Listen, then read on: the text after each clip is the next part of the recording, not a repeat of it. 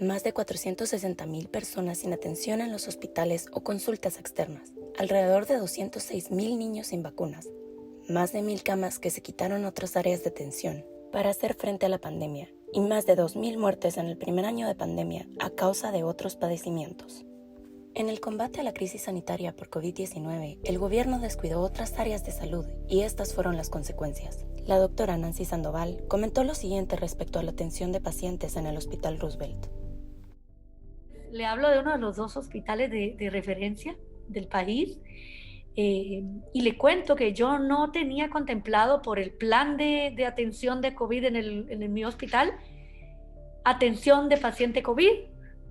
Mi intervención surge en abril mediados como respuesta a la infectóloga a cargo de COVID del hospital, la doctora Johanna Samayoa, quien se encuentra rebasada en la emergencia y me dice: Nancy, tengo la gente en carpas, esas fotografías que parten el alma, la gente sentada es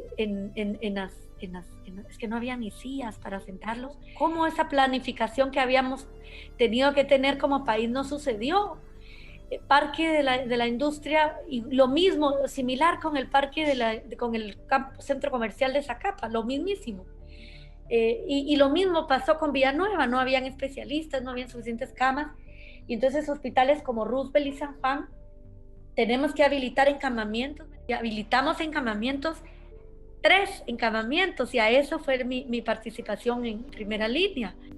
Respecto al aumento de muertes por enfermedad común, la diputada Lucrecia Hernández Mac comentó lo siguiente.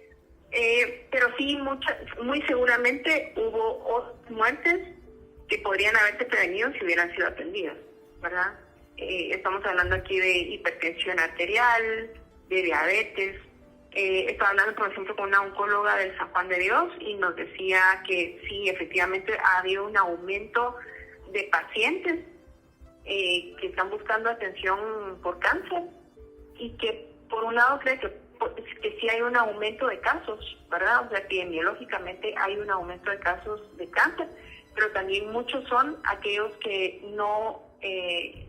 ya no llegaron, digamos, o retrasaron la búsqueda de atención. Entonces creó un bolsón de gente que necesitaba la atención pero que no llegó durante el tiempo que estuvo cerrado.